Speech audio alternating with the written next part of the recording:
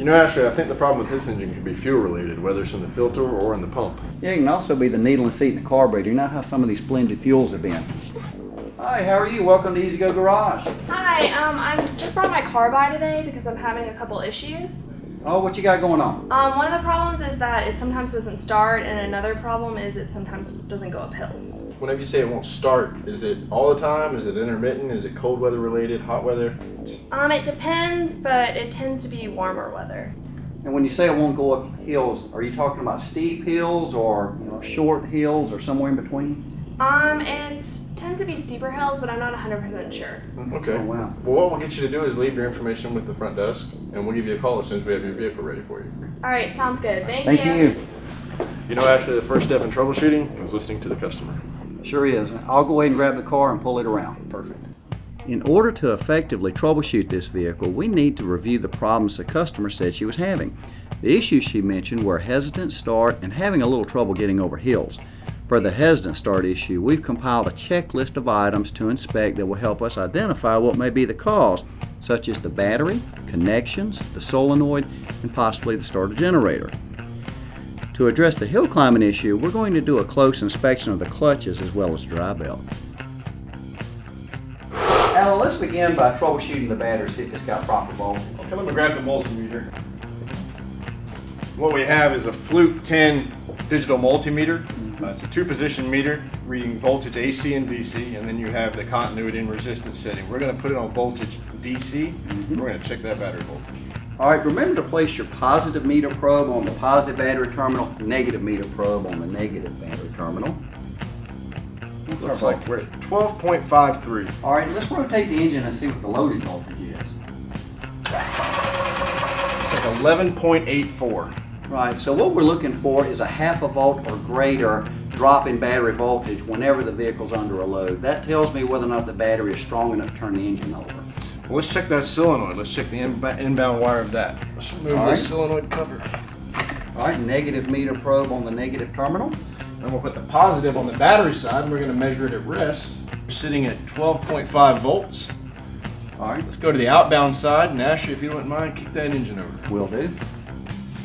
It's like 11.73. That's telling me we've got good voltage from the battery, through the battery wire, through the contactor on the outbound side. And the battery voltage is very close to what the solenoid voltage outbound wire was, which tells us that we've got a good contact on all of our surfaces. Let's check that starter generator. All right. That's our negative meter probe back where it was. I'm going to put the positive back here on the outbound solenoid side wire. All right, let's rotate the engine. We got a 11.62. All right, very good. So that tells me that I've got a good flow of voltage coming directly from the battery, through the wire, through the solenoid, and through the wire to power up that starter generator again. We checked the starter circuit and everything is working properly with all the voltages being exactly where they should be. Next, we need to take a closer look at the starter generator. We're going to remove the brush caps and inspect the springs and the brushes. All right, now what are we looking at here? What we're looking at is the springs that hold down the brush. Make sure that they're moving freely. Make sure that the brush doesn't have any kind of corrosion around it. Also, what we're looking at is the rigging, the wire that runs to the brush. Make sure that it's not being held up or suspended to prevent the brush from moving up and down inside of the holder.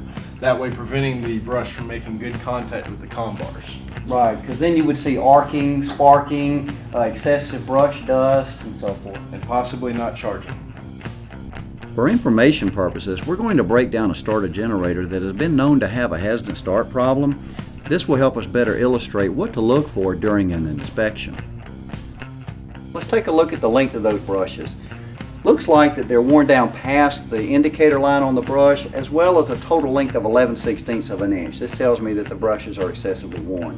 We also want to look at the comm bars while we're here. We want to look at, rotate it around and look for any raised comm bars, because that could cause erratic or excessive wearing of the starter generator brushes.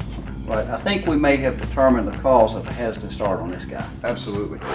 With the starter circuit and starter generator checked, we'll now take a close look at the starter belt for any substantial wear. Well, actually, I think with this vehicle we can trace down the hesitant start to a glazed over belt. Definitely sounds like that's the problem with the customer's car. Now the glazed over belt can be a sign of the belt slipping on the starter generator pulley, so let's get that belt and pulley changed out to the latest and greatest. Sounds good. Alan, now that we've got the 3-inch pulley removed, we're going to replace it with this new 2.5-inch starter generator pulley. What it does is it increases cranking torque as well as decreased charge RPM. We're also going to be removing the old 16548 G1 belt, and we're going to be replacing it with the 630587 belt. This belt more aligns to the new style pulley that we're using. Always remember that installing the starter belt by rolling it on should never be used as a shortcut. Now tell me, why wouldn't we want to put it on that way? Well, there's multiple lanes of polyester cords inside of this belt, and if you roll it over the edges of these pulleys, you'll actually damage the cords by stretching them, and it'll deteriorate the life of the belt, shortening, causing an early belt failure. All right, the first thing that we want to do is get the belt installed around the clutch starter generator pulley. And then we want to get our starter generator pulley and go ahead and loop it around the belt. And then we're going to slip that right onto the starter generator shaft. You've got to be careful here because you've got a nut on this side that you want to be facing away from the starter generator. You don't want it facing towards the starter generator. You also have a key, a Woodruff key, and a keyway on the shaft. You want to make sure that those are aligned.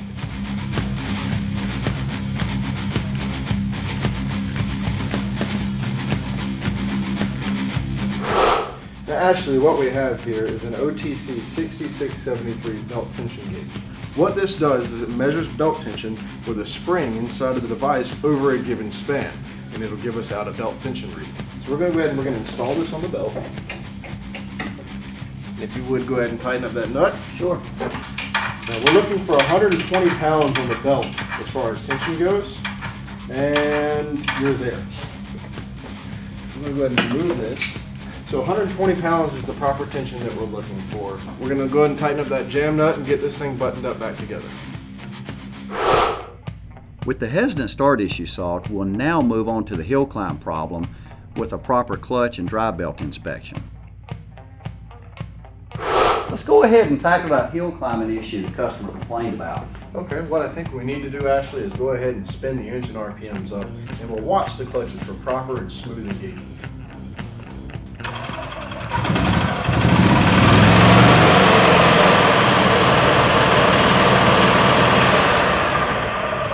Looks like the clutches are engaging properly, so let's get the drive belt pulled off and we'll inspect the clutch faces for any groove or wear. Okay.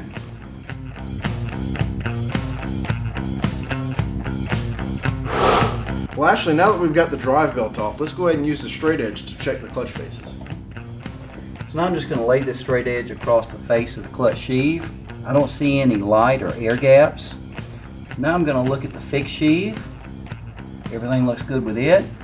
Now I'm going to move back to the driven clutch and check across its face.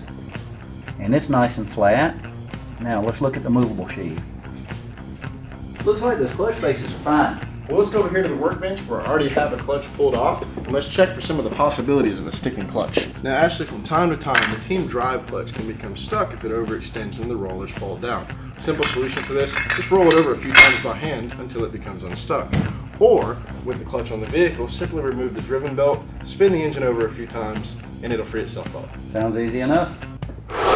The clutches seem to be working properly, but for information purposes, we're going to go over a few maintenance steps you can take to prolong the life of the driven clutch. Let's take a look at this driven clutch and the movable sheave. One thing that I'm inspecting is the slide shaft. Make sure there's no dirt, rust, or corrosion on it that can prevent the movable sheave from moving in and out properly. One thing that we can do is use compressed air to kind of keep it blown out. Now let's use a little bit of dry graphite spray to keep that movable sheave in good position. We've determined that the vehicle's drive and driven clutches are both working as designed with nice and flat sheave surfaces. With the drive belt removed, we're going to look it over for any significant wear that may be causing this car trouble going over any hills. I think we found the problem with the customer's hill climb. Yeah, it looks like there's some glazing going on with this belt on the edges, as well as some wear. I think if we replace the driven belt, take it for a test drive, make sure it's fixed, call the customer and tell her to come pick it up.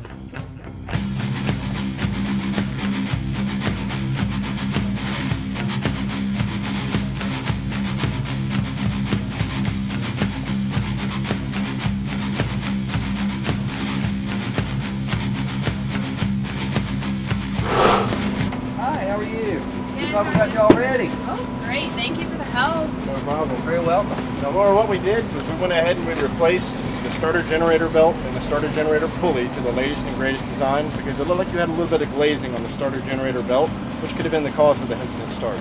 We also inspected your drive and driven clutches, as well as replaced your drive belt because we found some glazing on it, and that'll help your hill climbing. We went ahead and we did a test drive. Everything seems to be running great with it, so hope you have fun with it. All right. Thank you so much. All right, thank you.